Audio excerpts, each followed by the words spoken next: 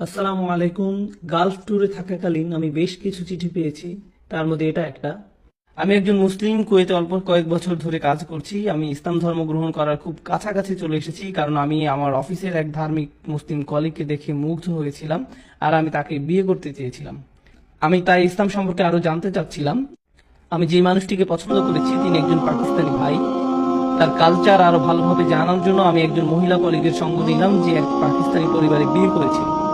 আমি ইসলাম সম্পর্কে জানার জন্য কোরআন পড়ছি, আর এতে একজন স্ত্রীকে যে অধিকার দেওয়া হয়েছে তা খুবই হৃদয়গ্রাহী এবং সামঞ্জস্যপূর্ণ।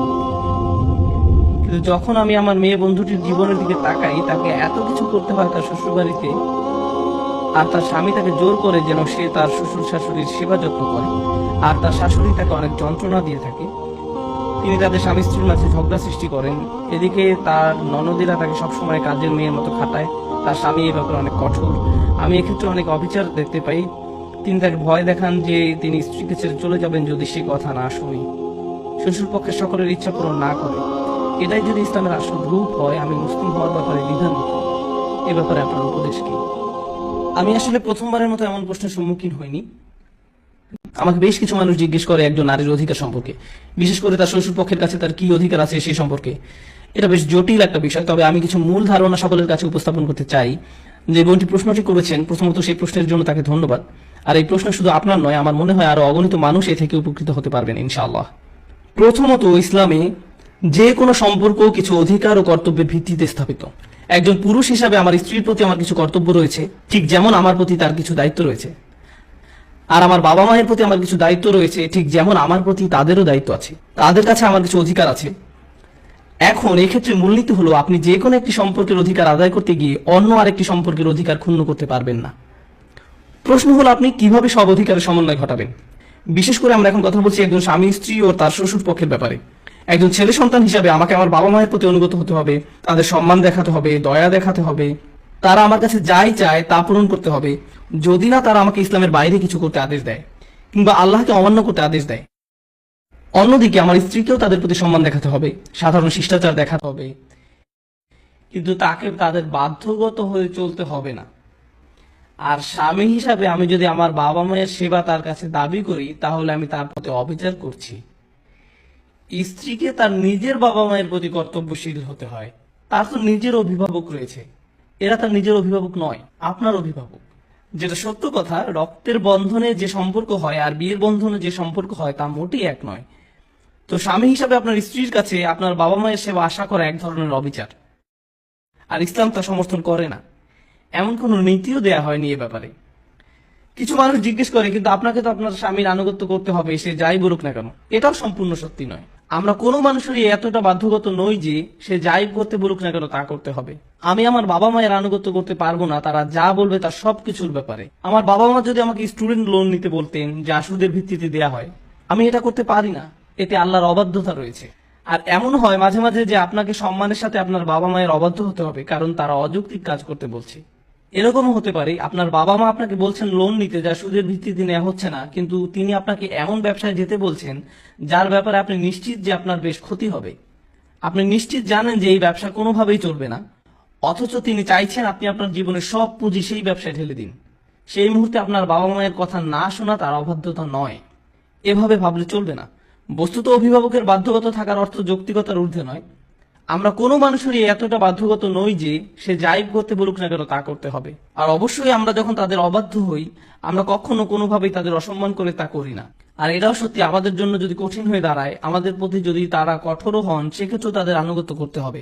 কিন্তু যদি তারা অযৌক্তিক কিছু একটা করতে বলেন, আমি উদাহরণস্বরূপ বলছি, আমি যদি সব পুঁজি দিয়ে তাদের কথা মতো এমন ব্যবসায় নেমে পড়ি যেটা সফল হবে না, এতে আমি তাদের ইচ্ছা মতো কাজ করছি ঠিকই, কিন্তু আমি আমার বাচ্চাদের কষ্টের মুখে ফেলে দিয়েছি, আমার স্ত্রীকে কষ্ট দিচ্ছি, এবং যারা আমার উপর নির্ভর করে আছে তাদের সকলকে সমস্যায় ফেলেছি। আমি এমন কাজ করতে পারি না। তারা আমাকে যা খুশি করতে বলতে পারেন, কিন্তু তারা আমাকে দিয়ে অন্য কারো উপর অত্যাচার করতে পারেন না। এভাবে অধিকার আদায় হয় না। কিছু পরিবার আছে তারা সেই স্বামীকে জোর করেন কেবল একটা অ্যাকাউন্ট রাখতে, আর তার অভিভাবকরা হলেন সেই অ্যাকাউন্টের কোসাইডার। এভাবে অধিকার আদায় হয় না। এদিকে স্ত্রীকে সপ্তাহে হয়তো কেবল $20 করে পাচ্ছেন। এভাবে জীবনযাপন করা চলবে না।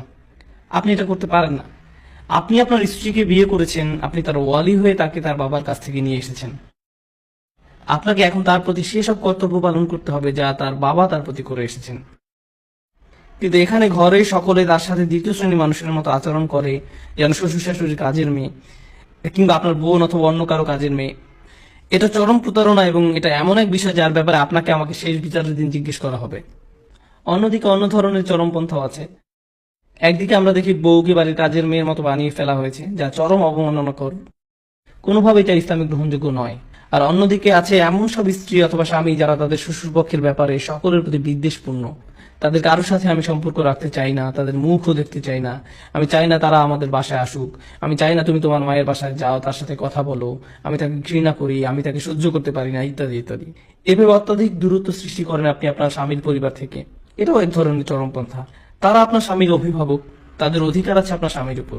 তারা যেন তাদের নাতি নাতনিকে দেখতে আসতে পারে, তারা যেন আপনার বাসায় ঝগড়া সৃষ্টি হবে এমন দুশ্চিন্তা করা ছাড়াই আসতে পারে, অথবা তাদের উপস্থিতিতে আপনি যেন তাদের সামনে স্পষ্ট অসন্তোষ প্রকাশ না করে বসেন। তো এতে আপনি আপনার দিক থেকে অত্যাচার করছেন আপনার স্বামীর উপর, কারণ তার প্রতি ভালোবাসার প্রতীক হিসাবেও আপনার অন্তত তার পরিবারের সাথে সৌজন্যমূলক আচরণ করা উচিত, ভদ্রতা এবং শ্রদ্ধা করা উচিত।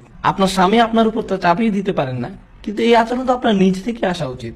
এই সৌজন্যমূলক আচরণগুলো তো সব মুসলিমই অন্য মুসলিমের প্রতি করে থাকে।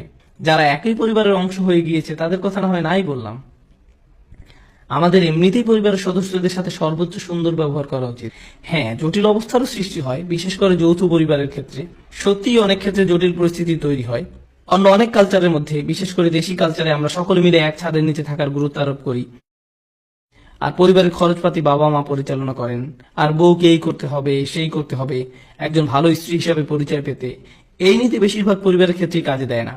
আর যদি কাজে না দেয় বোনেরা, আমি বলছি না আপনারা এই ক্ষেত্রে বিয়ে ভেঙে ফেলুন, তবে এটা বাস্তবিকই আলোচনার দাবি রাখে, কারণ এই পন্থা ইসলামিক নয়। যদিও আপনারা পুরো পরিবার মিলে এই সিদ্ধান্ত নিয়েছেন, এই সিদ্ধান্তকে ইসলামের আড়ালে লুকিয়ে রেখে ভাববেন না যে ইসলাম আপনার কাছে এটাই চায়। ইসলাম আপনার কাছে এমন কিছু প্রত্যাশা করেনি, এটা আপনার পরিবার চেয়েছে। কিছু ব্যাপারে আপনাকে পরিবারের সকলের সঙ্গে নিয়ে সিদ্ধান্ত গ্রহণ করতে হবে। সুম্মা লা তুসআলুন্না ইয়াওমাইদিন আনিন নাঈম। তোমরা যেসব নিয়ামত ভোগ করো সেই ব্যাপারে তোমাদের জিজ্ঞাসা করা হবে। আমার স্ত্রী, আমার সন্তান সন্ততি, বাবা মা, এরা সবাই আল্লাহর নিয়ামত যা আমি উপভোগ করি, তাই আমার উচিত তাদের অধিকার